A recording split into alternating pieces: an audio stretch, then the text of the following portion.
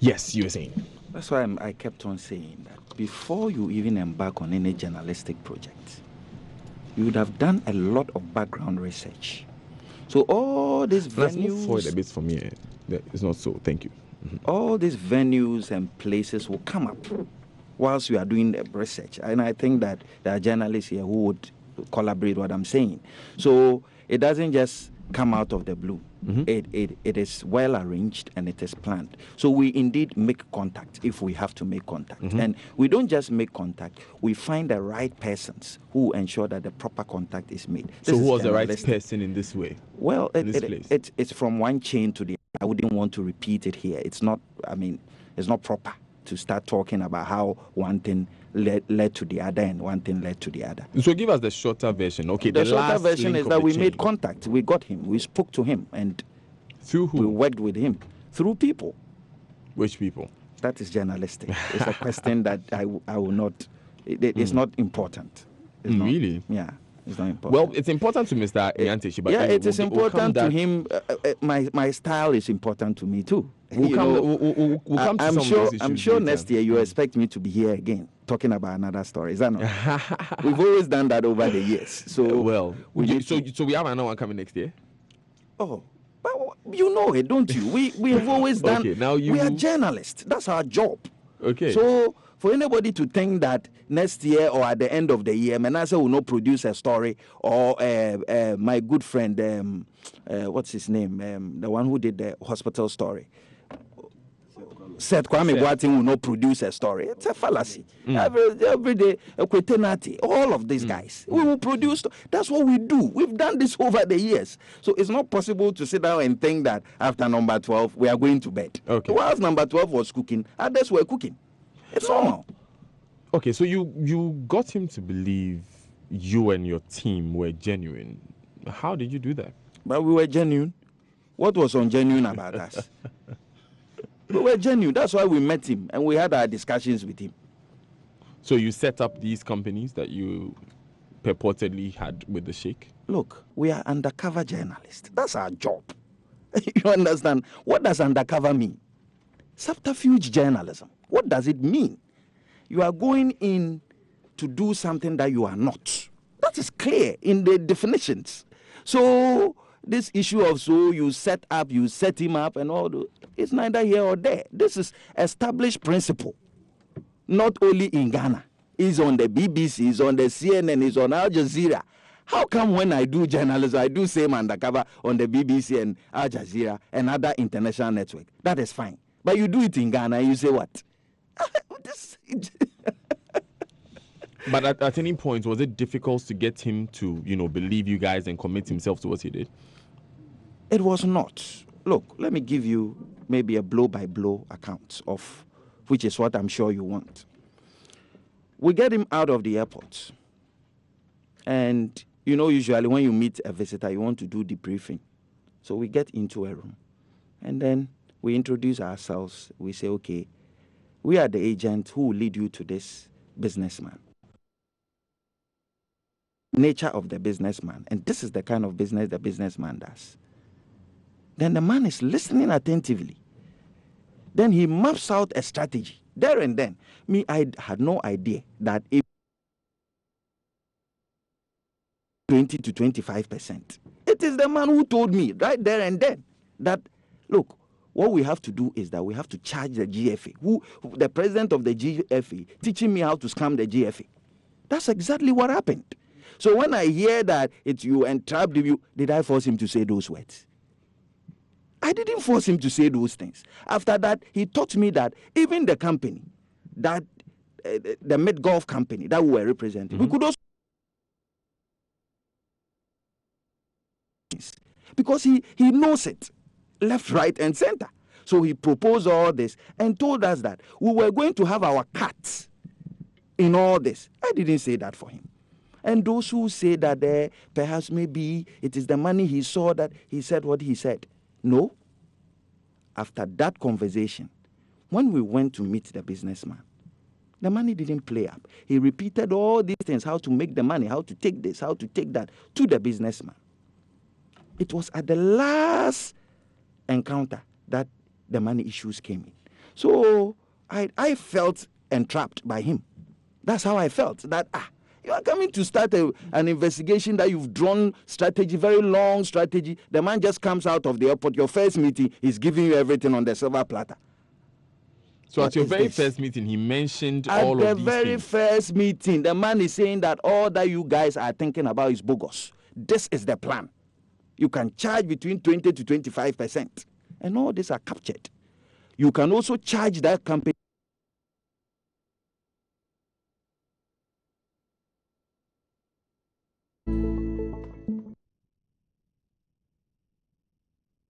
Did I manufacture this? And I have done what? I have entrapped you. How possible? How did this fall?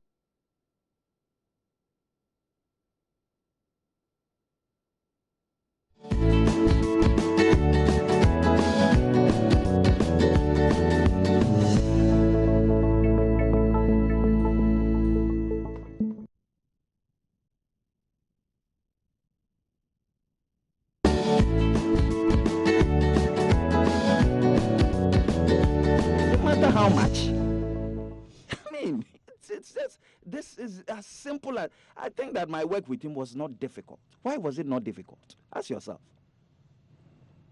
Because the prima facie evidence had established that it was just a habit. And indeed, I got it like that. Look, the reason why we do prima facie is to save us, the journalists. One, it reduces cost. Two, it gives you precision. You know exactly what you are looking for. We don't want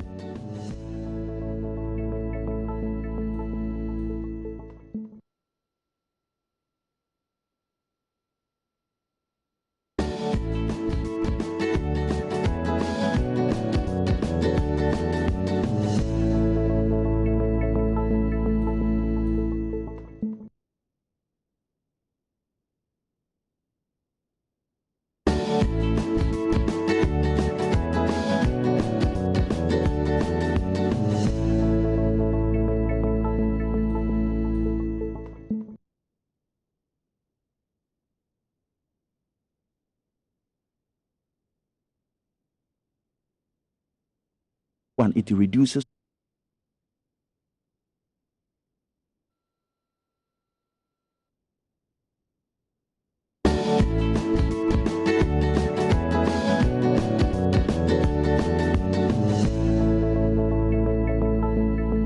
Why?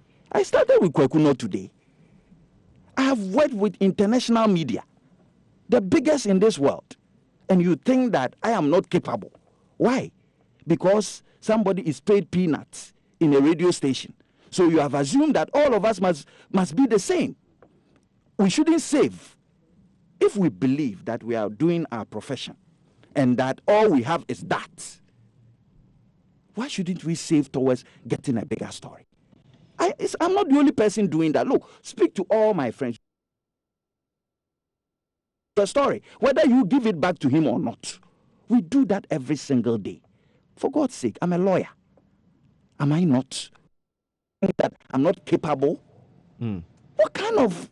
So, because it is touching on some nerves, then all of a sudden, I should have been given the money by somebody? So you funded this yourself? Yes, I've said this severally, that I have the capacity.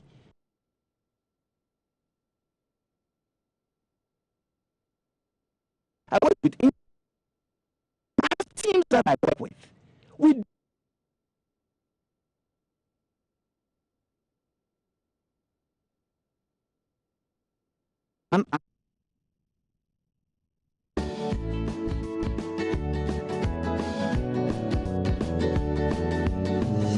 peanuts. Nothing. There are some that can cost as much as 2 million. Yeah, well, on the BBC. How much did this one cost? I don't know about 2 million, but I know that a good film would take about £120,000. A good film. So how much did this one cost? In movies, people do those movies for $50 million and all that, don't they? So Yeah, why? do. Is it that because journalism is asking a question that you want to be interested? Yes, Anas, we want to know how much did this one cost, this particular We don't give such documentary? answers. We never do. We don't give. It's still breaking. We haven't finished. We haven't done Nigeria. We haven't done Sierra Leone. We haven't done Burkina Faso. We haven't done Ivory Coast. That's why I keep saying that let's get the bigger picture. That is what it is. The story is as big as it can. And the World Cup has delayed a few things. But I'm in the middle of a story, and you are inviting me here to share.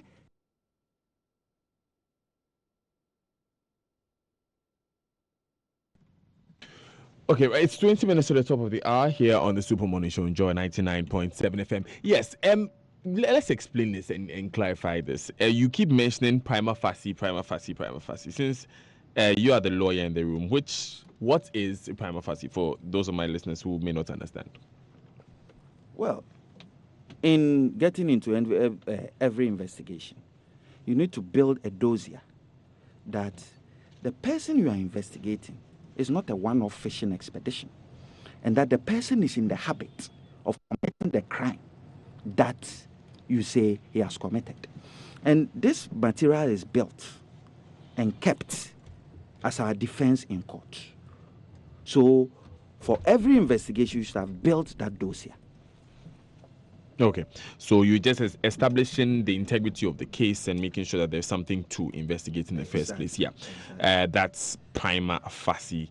Thanks to the listeners for sending that one. But okay, let's ask about this issue of the person who is funding it. Does it not present ethical challenges when we do not know exactly how the money came in?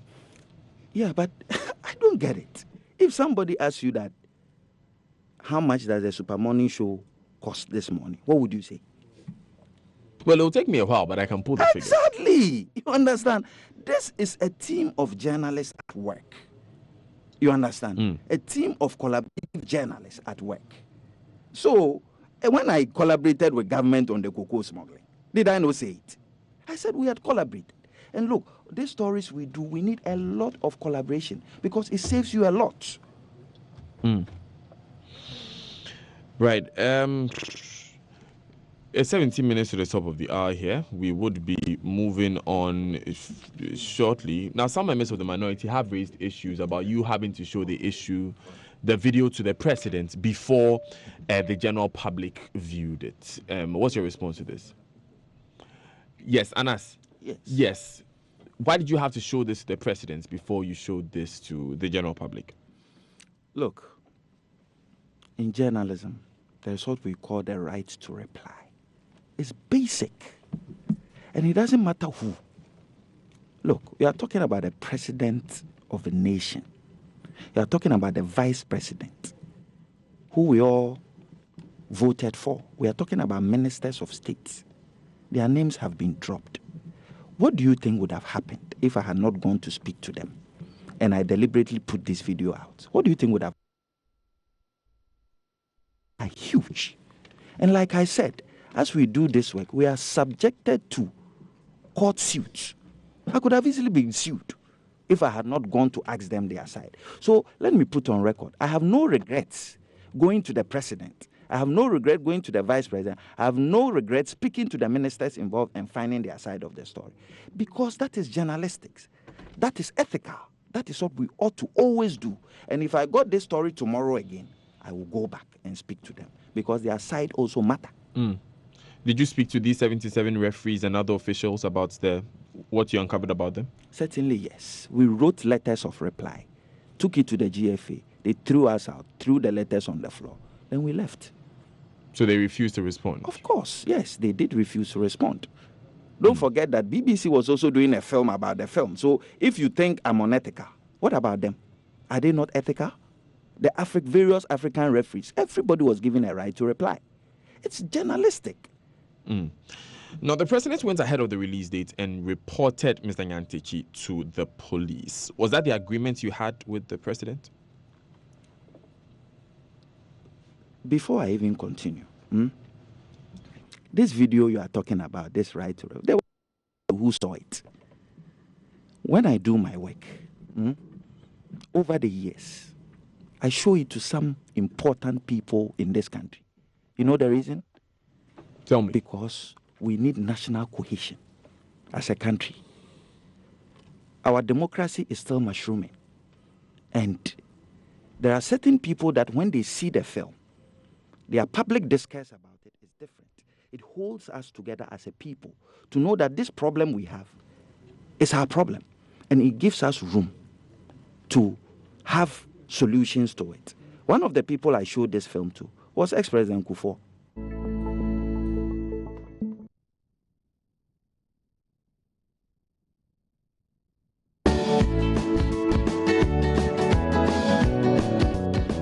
Opportunity. Showing them to them does not. It enforces that idea that perhaps you remove some persons and some other incriminating evidence from the video. So I have shown President Kufuor. Then it means that because President Kufuor has seen it, I have removed somebody from it. How is that logic? How would we know? But well, if you think you don't know, do yours. That's what it is. We are all pushing the frontiers of our democracy. It's up to all of us to do things that benefit this country. So if you feel strongly that there's an investigation I have not done well, please pick up your cameras, pick up your thing, go and do same. In doing this, we push this country forward. Right. But if you sit in your house and you pontificate that, because President Kufuor has seen it, it means that Anas has removed people. I mean, is this fair? Let's be real. Right. And we don't have to allow this, those things. Okay, they take Anas, a lot away from us as a people. Anas, there's still a lot more to talk about, but let me take these important messages. We are speaking with Anas Arimea, Anas on the Super Morning Show. Stay with us.